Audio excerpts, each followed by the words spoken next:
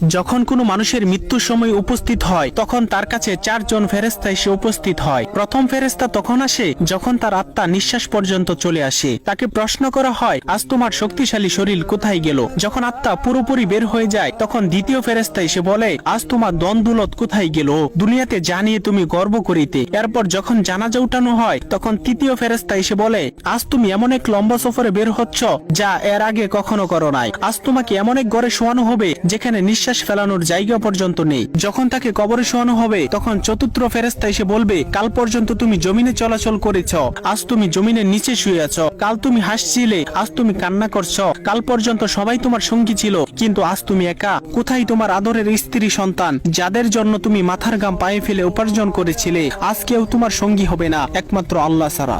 আপনি যদি আল্লাহ তাআলাকে ভালোবেসে থাকেন তাহলে ভিডিওটিতে একটি লাইক এবং চ্যানেলটি সাবস্ক্রাইব করুন এবং আল্লাহ তাআলার নামটি কমেন্টে লিখে যান।